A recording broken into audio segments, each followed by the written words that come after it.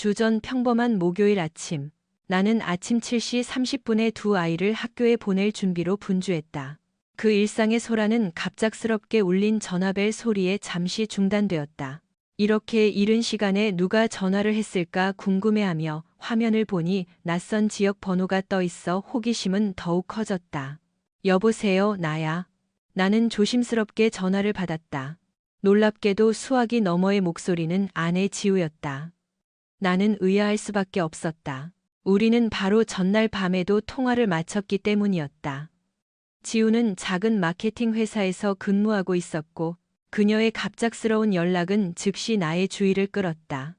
나는 프리랜서로 집에서 일하며 아이들을 돌보고 있었고 그녀는 시내 중심가에 있는 인쇄 관련 업체들과 협력하며 늘 바쁘게 지냈다. 서로의 일정은 달랐지만 우리는 나름의 균형을 맞추며 부유하고 안락한 생활을 꾸려가고 있었다. 방사계와 단지 내 수영장이 있는 서울 근교의 쾌적한 아파트에 살며 주변에 친구들도 많았다. 그런데 지우는 나에게 전날 밤 신문을 가지러 호텔 로비에 내려갔다가 지갑을 소매치기 당했다고 말했다. 지금 당장 우리 신용카드를 정지시키고 긴급 재발급 신청을 해줘. 내 상사인 조 팀장님께는 이미 보고했어. 팀장님이 내일 내가 돌아가기 전까지 받을 수 있도록 새 법인카드를 퀵서비스로 보내주시기로 했어. 그리고 당장 쓸 수 있는 현금도 조금 송금해 주시기로 했고, 아내는 무척 불안한 목소리로 말을 이어갔다. 당신 평소에 물건 관리 정말 철저하잖아. 정확히 어떻게 된 일인지 말해줄 수 있어?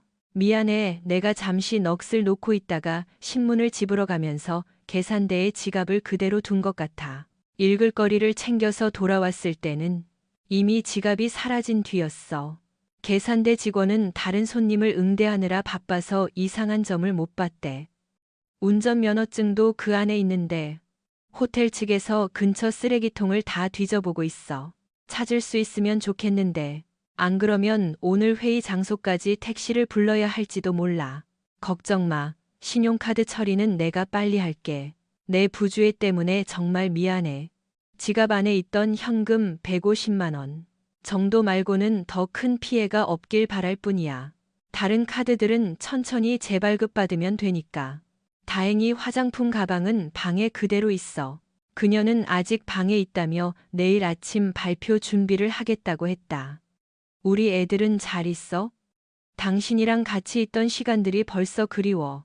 이제 약 6주 전에 일어난 일을 이야기해 보려 한다. 다행히 승인되지 않은 결제가 발생하기 전에 신용카드를 모두 성공적으로 취소했다. 하지만 운전면허증과 기타 소지품이 든 지갑은 끝내 찾지 못했고 나는 그 걱정을 가슴 한구석에 묻어두었다. 일상은 평소처럼 흘러갔지만 오늘 나는 아주 중요한 사실을 공유하고자 한다. 나는 우연히 지우의 미래에셋 증권 계좌 명세서를 보게 되었는데 그 안에는 그녀는 몇 년 전 부모님의 비극적인 사고 이후 받은 유산으로 별도의 투자 기금을 관리하고 있었다. 나는 항상 이 계좌에 대한 그녀의 사생활을 존중해 왔지만 우리 집 화재 보험 서류를 찾던 중 우연히 그녀의 개인 계좌 월간 명세서가 담긴 폴더를 발견하게 되었다. 부모님이 돌아가신 후 받은 유산이 약 4억 원 정도였던 것으로 기억하는데 그게 얼마나 불어났을지 궁금해졌다. 놀랍게도 잔액은 5억 원 이상으로 늘어나 있었다.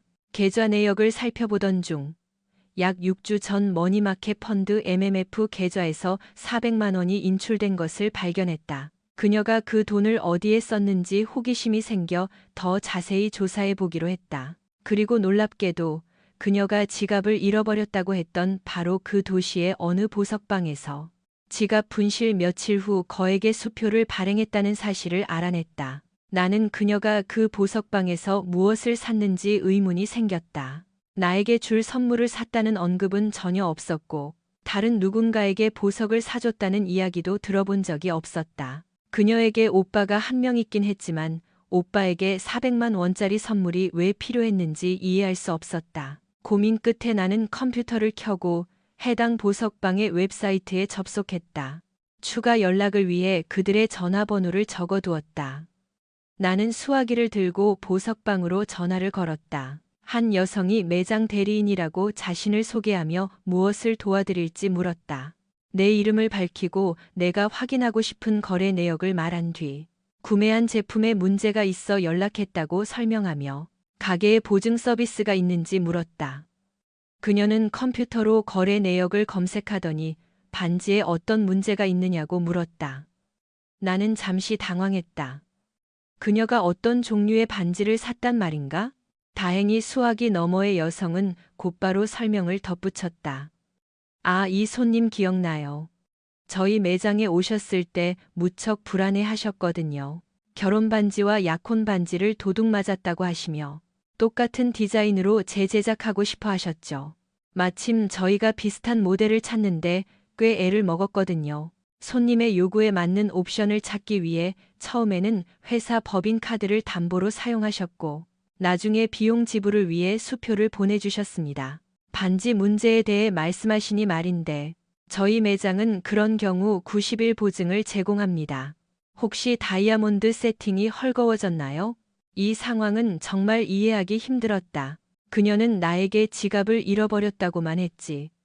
결혼 반지와 약혼 반지를 잃어버렸다는 말은 단 한마디도 하지 않았기 때문이다. 나는 이 새로운 정보를 처리하는데 시간이 좀 걸렸다.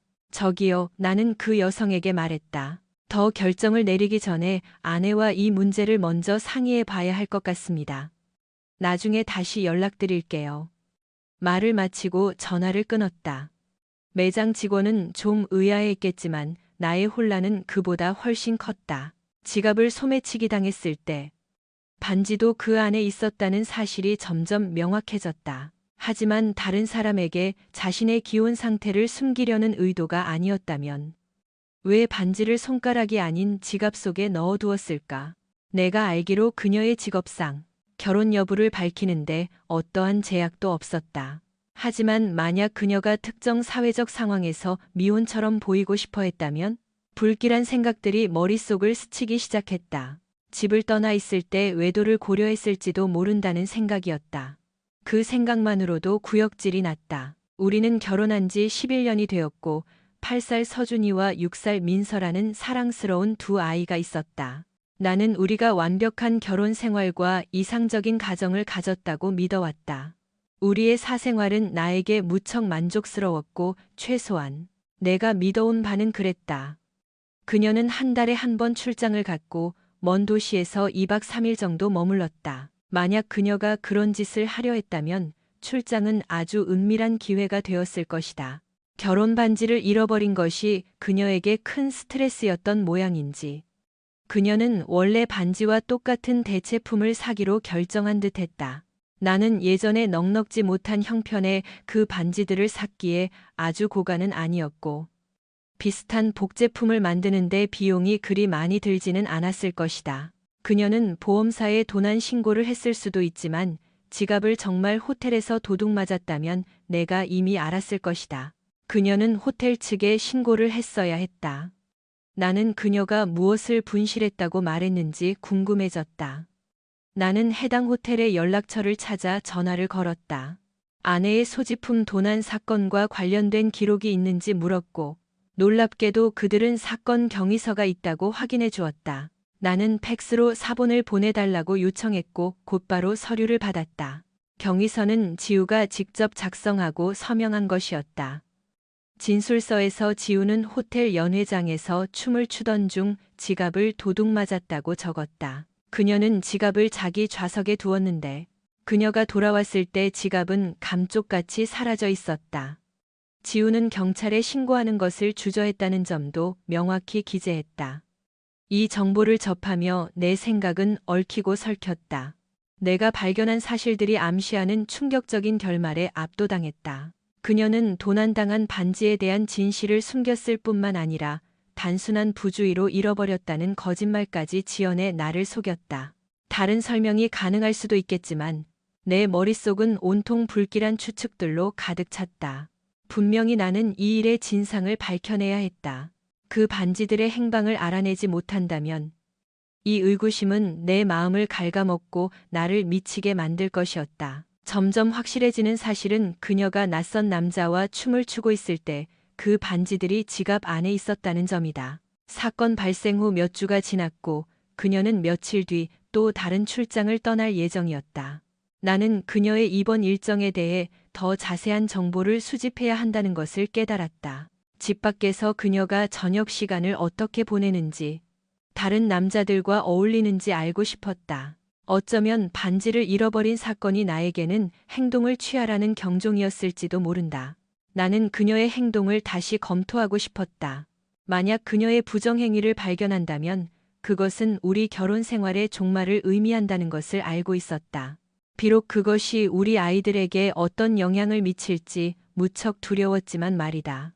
그녀는 분명 훌륭한 어머니였지만 특히 잦은 출장을 핑계로 그녀가 양육권을 가져가는 꼴은 참아 볼 수 없었다. 내 머릿속은 그녀의 충실함을 입증하거나 부정할 수 있는 작은 단서라도 찾기 위해 절박하게 움직였다. 출장 중에 그녀의 행적을 드러낼 만한 다른 정보는 없을까? 그녀는 피임을 철저히 하고 있을까? 나는 그녀가 집으로 전염병을 옮겨오거나 계획되지 않은 임신을 하는 위험을 감수하고 싶지 않아 피임 도구를 챙겼을 것이라 짐작했다. 결국 나는 둘째 아이가 태어난 후 정관 수술을 받았기에 임신은 불가능했다. 그녀는 만나는 남자들이 피임 기구를 준비했을지 확신할 수 없었을 테니 분명 자신만의 비축분이 있을 것이었다. 남은 질문은 그것을 어디에 숨겨두었느냐 하는 점이었다. 집이나 차 안에는 없는 것 같으니 사무실이 가장 가능성 높은 장소였다. 아니면 출장 때마다 챙겨가는 물건 속에 있을지도 모른다. 그녀는 업무 서류, 노트북, 발표 자료가 담긴 커다란 서류 가방을 사무실에 두곤 했지만 이른 아침 비행기나 기차를 타야 할 때는 전날 밤에 가방을 집으로 가져와 공항에 가기 전 여행 가방에 챙겨 넣었다. 이 디테일이 중요했다. 그녀가 출발하기 전 서류 가방을 뒤져볼 기회를 찾아야 했다. 이번 출장도 이른 아침 일정이길 바랐다. 나는 의도적으로 침착함을 유지하며 아무런 이상 징후도 보이지 않았다. 아이들이 학교에서 돌아왔을 때 나는 여러 가지 일로 바쁜 척하며 나의 의심에 대해 깊이 생각할 틈을 주지 않으려 애썼다. 하지만 그녀의 부정에 대한 망령은 여전히 내 마음 주변을 맴돌았다.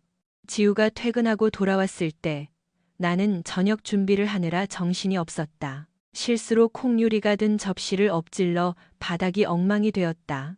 청소를 하고 아이들의 활동을 챙기는 혼란스러운 모습 덕분에 나는 평소보다 조금 덤벙대는 사람처럼 보였다. 다행히 그녀는 그 순간 나의 이상 행동을 전혀 눈치채지 못한 듯했다. 상황이 진정되고 모든 정리가 끝난 뒤 나는 그녀의 뺨에 입을 맞추며 반겼고 우리는 평소처럼 식탁에 앉아 저녁을 먹으며 대화를 나누었다. 일상적인 분위기 속에서 나는 그녀가 이번 출장에 대해 어떠한 의심도 하지 않기를 바랐다. 며칠 뒤에 또 출장이지? 내가 물었다.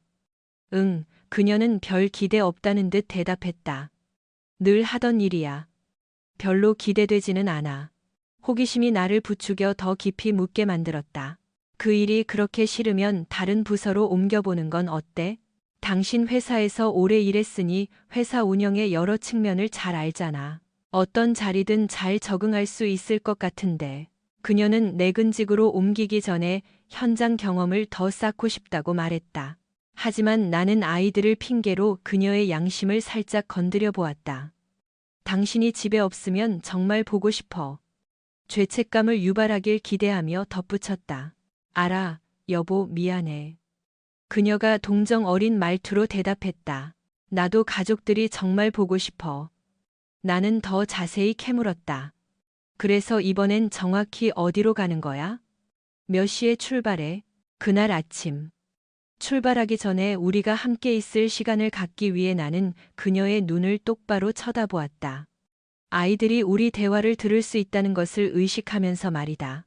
평상심을 유지하려 애썼지만 속이 뒤틀리고 긴장된 탓에 음식이 잘 넘어가지 않았다. 그녀는 내 반응이 평소와 같다고 생각했는지 모든 게 괜찮아 보였다. 나는 그녀가 내 배 상태가 안 좋은지 걱정하는 건 아닐까 생각했지만 정작 그녀 자신도 별맛 없게 음식을 먹고 있었다. 어쩌면 내 의심이 근거 없는 것일지도 모른다는 생각도 들었지만 서류 가방을 뒤져보고 싶은 충동은 여전했다. 그것이 그녀의 충성심을 확인해 줄지도 모르기 때문이었다. 이번엔 그냥 대전으로 가는 거야. 내일 아침 7시 30분에 출발할게. 그녀가 말했다. 금요일에 돌아올 때까지 버티려면 뭔가 든든한 게 필요하겠어. 그녀는 장난스럽게 덧붙이며 나에게 윙크를 했다. 나도 비슷한 장난으로 응수하며 평소와 다름없는 모습을 보이려 노력했다. 뜻밖에도 그녀의 얼굴이 살짝 붉어졌다. 출장 전날 밤에 서류 가방을 집으로 가져오겠다는 그녀의 말은 공항이나 기차역으로 가기 전 사무실에 들르지 않을 것임을 의미했다. 아이들 앞에서 출장에 대해 보이는 진지한 태도를 보면 그녀가 출장 중에 전혀 외도를 하지 않거나 아니면 그런 행위를 숨기는데 아주 능숙해졌다고 가정할 수 있었다. 나는 출장 전날 밤 그녀의 서류 가방 내용물을 확인하여 진실을 밝혀내기로 했다. 지우는 아주 들뜬 기분으로 퇴근했다. 그녀는 평소처럼 차고에 내 차 옆에 주차를 했고 매우 흥분한 모습이었다. 나는 그녀의 들뜬 기분이 우리의 대화 때문인지 아니면 다른 이유가 있는지 궁금해졌다. 집에 들어올 때 그녀는 서류 가방을 들고 있지 않았다. 나는 가방이 여전히 차 안에 있을 것이라 짐작했다. 나는 저녁 준비로 바빴기에 우리는 곧바로 식탁에 앉았다. 식사를 마친 후 그녀는 자연스럽게 차고에 있는 자기 여행 가방을 좀 가져다 줄 수 있느냐고 물었다. 당연하지. 나는 의심의 눈초리를 숨기며 대답했다. 출장 준비는 다 됐어? 그녀가 나를 안심시키려는 듯 물었다. 그럼 늘 가던 출장인걸. 서류 가방은 차에 있고 준비 끝났어. 그냥 하룻밤 자고 올 세면도구 가방만 챙기면 돼. 평소처럼 말이야. 그녀가 물었다. 나 없는 동안 계획 있어? 아니, 나랑 애들은 그냥 집에 있을 거야. 주중에는 그냥 일상적으로 지내고 당신 돌아오는 주말에 가족끼리 나들이 갈 계획이나 세워보자. 그녀는 무척 신이 나서 대답했다. 좋은 생각이야. 나는 진심을 담아 대답했다. 저녁 식사를 마친 뒤 그녀는 친절하게 주방 정리를 돕고 그릇들을 식기세척기에 넣었다. 정리가 끝나자 그녀는 짐을 싸러 안방으로 들어갔고 나는 여행 가방을 가지러 차고로 나갔다. 차 안을 확인해 보니 서류 가방은 보이지 않았다. 아마 트렁크 안에 안전하게 보관되어 있을 것이라 믿었다. 나는 이미 이 상황을 예상하고 밤늦게 트렁크를 열 계획을 세워두었다. 여행 가방을 들고 안방으로 돌아온 나는 넌지시 물었다. 차 키 어디 있어? 내 차 타이어 공기압이 계속 빠지는 것 같아. 지금 주유소에 가져가면 재훈이가 금방 봐줄 수 있을 텐데. 그녀는 잠시 당황한 기색이었지만 곧 가방에서 차키를 꺼내 나에게 건네주었다. 그녀는 다른 대안을 제시했다. 그냥 스페어 타이어 쓰지, 그래? 비상용이잖아. 나는 단호하게 답했다. 맞아, 스페어 타이어는 비상용이긴 하지만 지금은 제대로 수리할 시간이 충분하니까 그게 최선일 것 같아. 나는 그녀가 마음을 바꾸기 전 서둘러 차고로 향했다. 나는 그녀의 차를 몰고 차고를 빠져나와 고등학교 동창 재훈이가 운영하는 대박 주유소로 향했다. 정비칸 앞에 차를 세우고 경적을 울려 그의 주의를 끌었다. 재훈이는 나를 알아보고 정비고 문을 열어 차를 들여보낸 뒤 뒤따라 문을 닫았다. 무슨 일이야, 친구? 재훈이가 호기심 어린 눈으로 물었다. 나는 대답했다. 타이어를 좀 봐달라고 온 건데. 사실 다른 걸 확인할 시간이 좀 필요해. 내가 집에서 뭔가 문제를 겪고 있다는 것을 직감한 그가 물었다. 집에 무슨 일 있어? 나는 마지못해 고개를 끄덕이며 트렁크를 열어 지우의 서류 가방을 꺼내 근처 작업대에 올려두었다. 내가 가방 잠금을 풀자 재훈이는 손님이 온 것을 보고 알았어.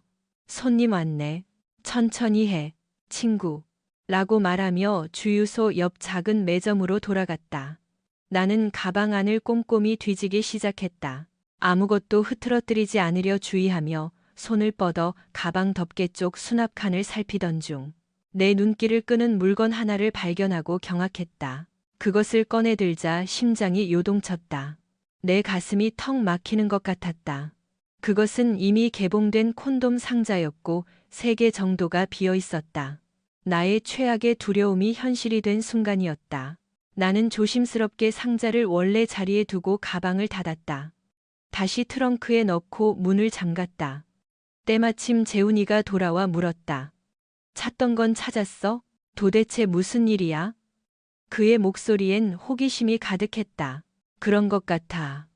나는 실망과 슬픔이 뒤섞인 목소리로 대답했다. 미안한데 여기 조금만 더 있어도 될까? 아무 일 없는 척 평상심을 되찾을 동안. 타이어 공기압이나 좀 체크해 줄래? 문제를 해결한 뒤 재훈이는 의아한 표정을 지었지만 아무 말 없이 내 요청을 들어주었다. 그는 정말 든든한 친구였다. 그가 공기압을 체크하는 동안 나는 차를 몰고 나가 근처 셀프 주유소에 들렀다. 기름을 가득 채우면서 내가 다시 그녀를 위해 이 일을 해줄 날이 올까 하는 생각이 들었다. 재훈이의 배려에 깊은 감사를 느끼며 집으로 돌아왔다. 차고에 주차를 하는 순간 어둠이 내 마음을 짓누르는 것 같았고 분노와 좌절감이 뒤섞인 공황 상태가 찾아왔다. 어떻게 그녀가 우리 결혼 생활과 아이들, 그리고 나를 이런 식으로 배신할 수 있는지 도무지 이해할 수 없었다. 감정이 조금 가라앉자 나는 양육권을 확보하기 위한 다음 단계로 시선을 돌렸다. 그녀의 부정과 잘못된 행실에 대한 구체적인 증거가 필요했다. 그녀에게 실망했지만 그녀가 좋은 엄마라는 사실은 인정했다. 아이들에게는 엄마가 필요하니까. 면접 교섭권은 허용하겠지만 나의 최종 목표는 완전한 법적 양육권을 쟁취하는 것이었다. 이 단계에 접어들면 그녀는 자신의 오빠와 친구들에게 우리 이혼 사유를 직접 설명해야 할 것이다. 나는 안방을 향해 다 말라가는 손톱 때문에 시간이 좀 걸렸을 뿐 다 해결됐다고 소리쳤다. 알았어, 고마워. 그녀는 여전히 내 눈을 피하며 대답했고 위안을 찾는 듯 보였다.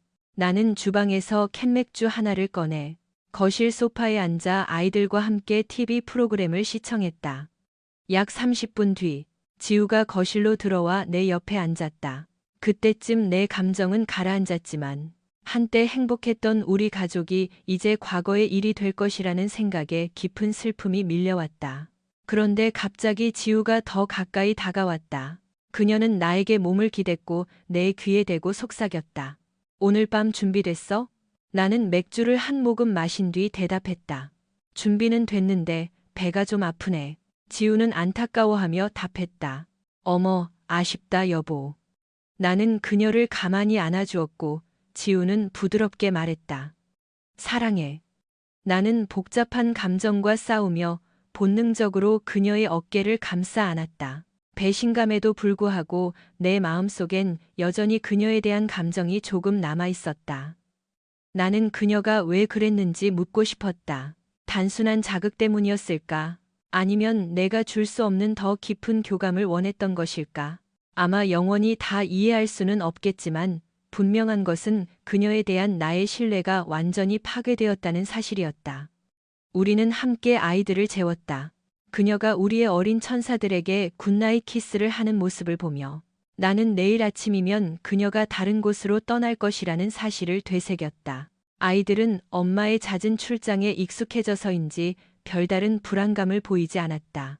그날 밤 우리는 잠자리를 가졌지만 평소와 같은 열정은 없었다. 나의 초조함을 느꼈는지 지우가 걱정스럽게 물었다. 자기야, 아직도 배가 아파? 나는 고개를 끄덕이며 대답했다. 응, 그래도 견딜만해. 그녀가 출장 대신 우리 사랑과 가정을 선택해 주길 바라는 신락 같은 희망으로 물었다. 이번 출장, 정말 가야만 해? 마음속으로는 이 모든 것이 그저 사라져버릴 악몽이길 바랐다. 그녀는 한숨을 내쉬며 미안한 기색으로 답했다. 미안해 여보. 하지만 이번엔 꼭 가야 하는 일정이야. 최대한 빨리 마무리하고 집으로 올게. 주말에 당신이랑 같이 보낼 시간 정말 기다리고 있어. 무거운 마음으로 나는 한숨을 쉬며 말했다. 알았어 여보. 이제 자야지. 일찍 일어나야 하잖아. 나 지금 빨리 샤워하고 올게. 내일 아침에 번거롭지 않게. 그래. 그녀가 욕실로 들어가는 동안 나는 대답했다.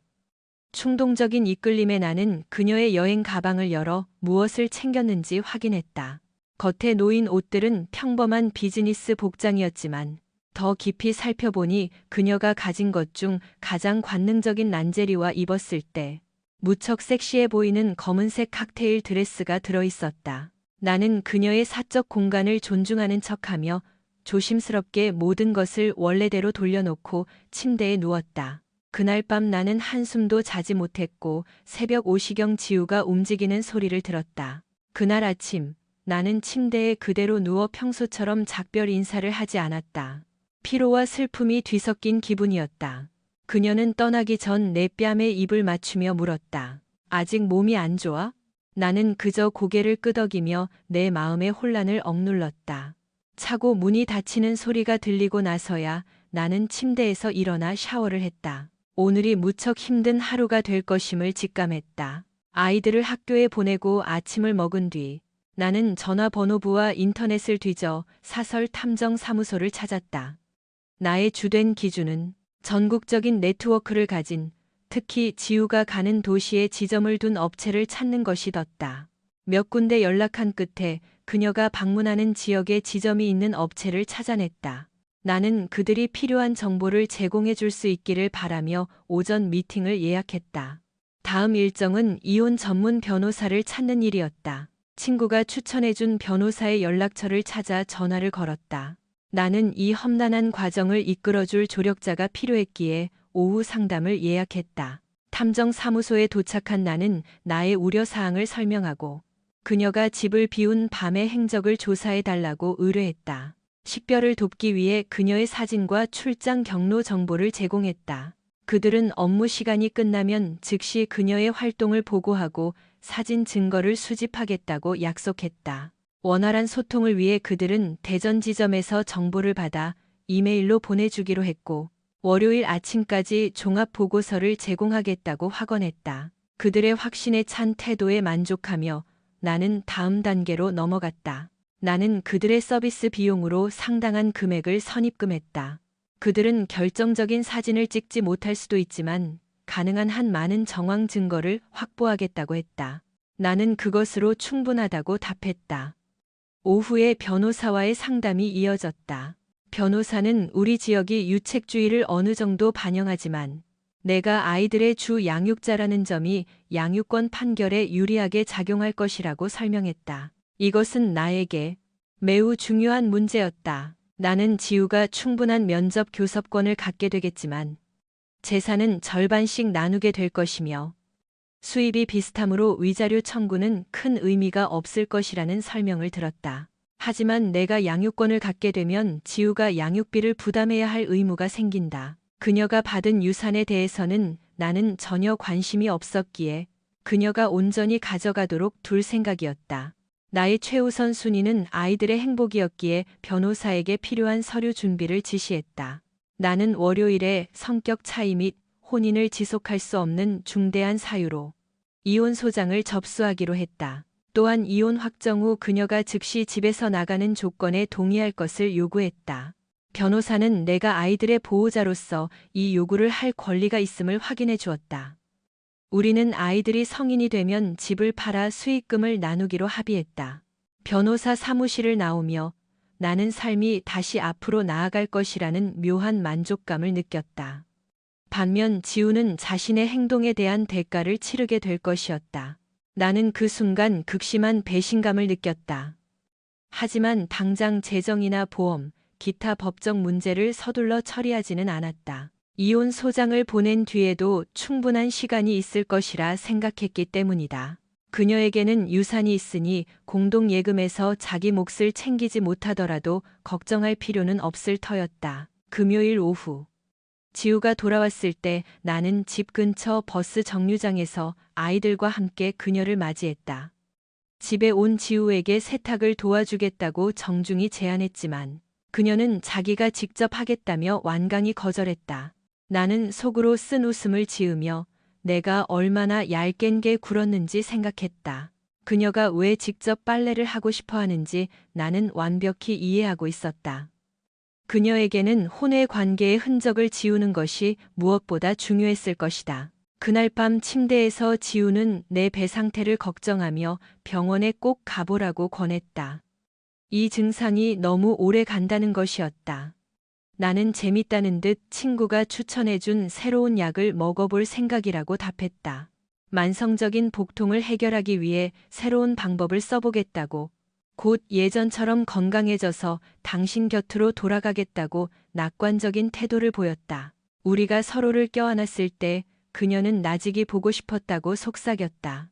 월요일 아이들이 학교에 가고 지우가 출근한 뒤 탐정사무소에서 보고서가 준비되었다는 연락을 받았다. 나는 당장 가겠다고 말했고 30분 만에 사무실 소장과 마주 앉았다. 소장은 사진이 포함된 보고서가 도착했다고 알려주었다. 그날 아침 대전 지점에서 팩스로 보내온 보고서였다. 소장은 아직 정독할 시간은 없었지만 훑어본 사진들만으로도 정황이 매우 의심스럽다고 말했다. 나는 보고서를 복사해 내용을 읽어내려갔다. 보고서의 대상은 박지우로 명시되어 있었다. 보고서에 따르면 감시는 수요일 오후 5시 17분에 시작되었다. 6월 16일 수요일.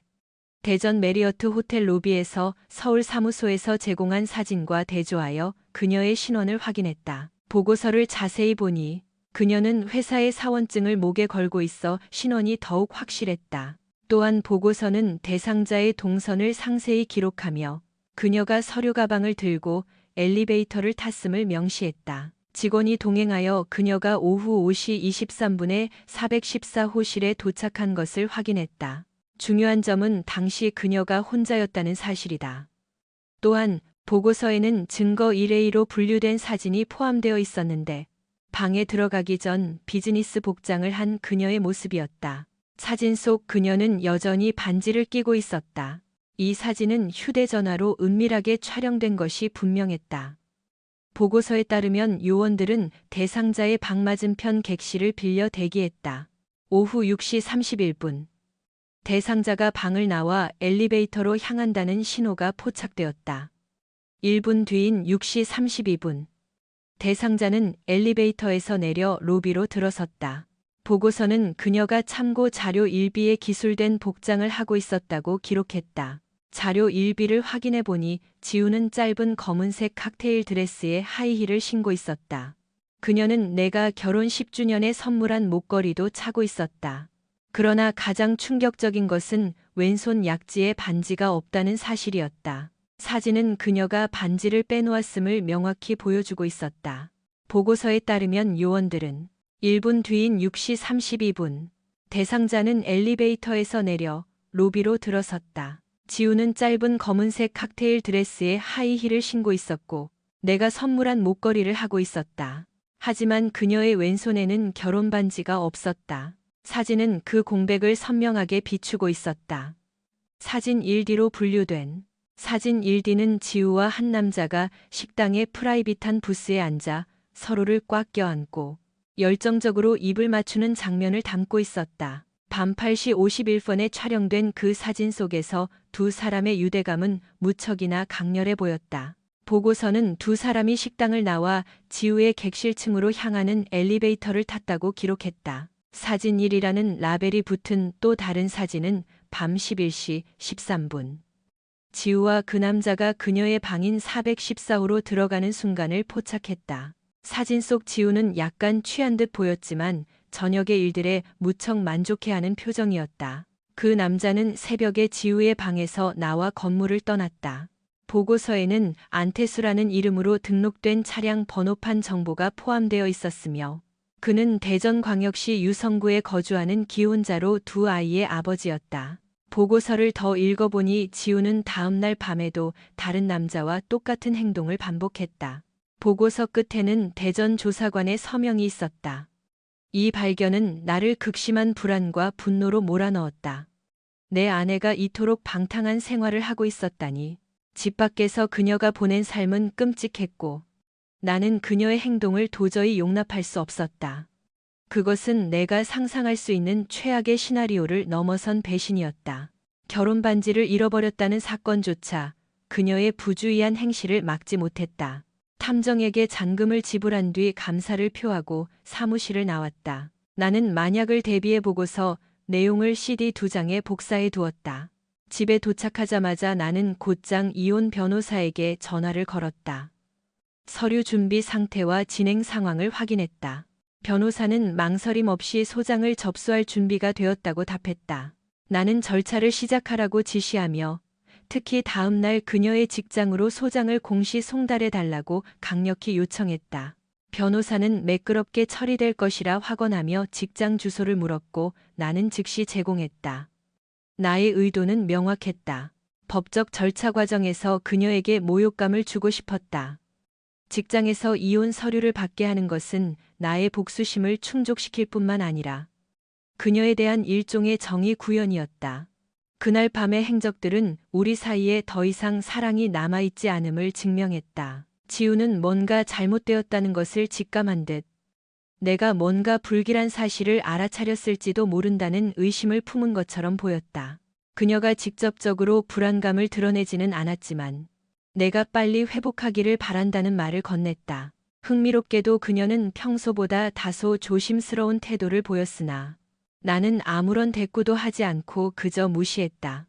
다음 날 아침, 나는 잠을 설친 뒤 일찍 일어났다. 아이들이 일어나는 소리가 들릴 때까지 컴퓨터 업무에 몰두하다가 주방으로 가 아침을 준비했다. 식사를 마치고 출근하는 지우에게 작별 인사를 건넸다. 그녀는 포옹과 입맞춤을 하려 다가왔지만 나는 장난 섞인 태도로 가볍게 안아준 뒤 얼른 가보라며 그녀를 밀어냈다. 그 순간 나는 그녀가 자신에게 닥칠 일을 예감하고 있을지도 모른다는 느낌을 받았다. 내가 문을 닫을 때 그녀는 눈에 눈물을 머금은 채 사랑해라고 속삭였다. 그녀가 떠난 뒤 깊은 슬픔이 몰려와 울음이 터질 것 같았지만 애써 감정을 억누르며 참아냈다. 아이들을 챙겨야 했기에 나는 개인적인 일로 분주했다. 오전 10시 45분쯤 아이들을 학교 버스에 태워 보낼 준비를 하던 중 전화가 울렸고 발신 번호 표시창에는 지우의 직장 전화번호가 떠 있었다. 나는 아무 말 없이 전화를 받았고 수화기 너머에서는 내가 말을 하고 싶어 하지 않는다는 것을 눈치챈 듯 짧은 정적이 흘렀다. 떨리는 속삭임으로 지우는 미안해라고 말했다. 직후 전화는 끊겼고 나 역시 침묵했다. 지우는 그날 밤 집에 돌아오지 않았고 나는 그녀가 남편을 안중에도 두지 않은 채 기만적인 게임을 계속하고 있는지 궁금해졌다.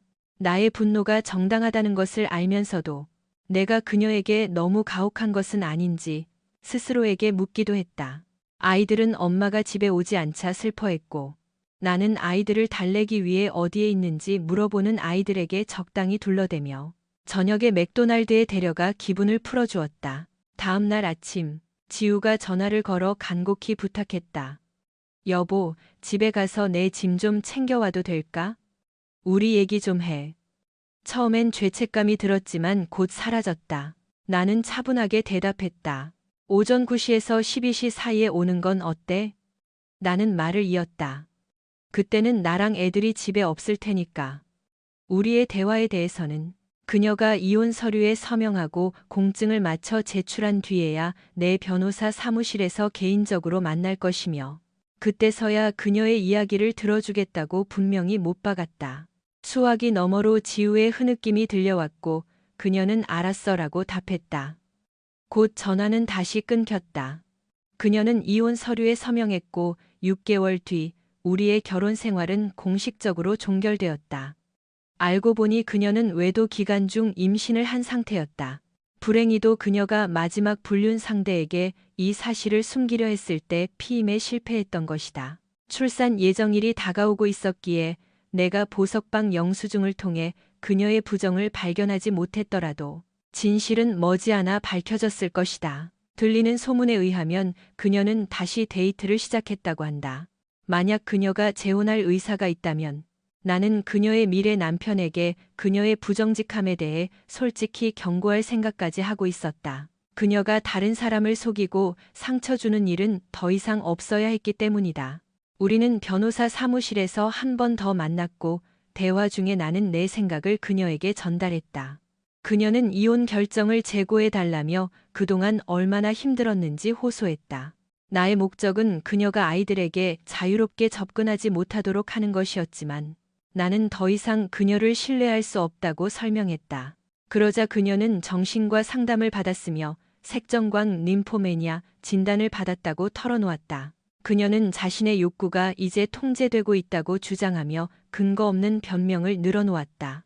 나는 그녀가 욕구를 통제하고 있다고 말할지라도 그것만으로는 부족하다고 답했다. 진작 도움을 구하지 않은 것은 그녀의 능동적인 태도가 부족했음을 보여주는 증거였다. 처음부터 자신의 욕구를 해결하려 노력했다면 현재와 같은 상황에 처하지는 않았을 것이다. 변호사 사무실을 떠나면서도 그녀는 계속 울었다. 최근에 그녀는 내 소식을 종종 전해주는 한 고등학교 동창과 다시 연락이 닿았다고 한다.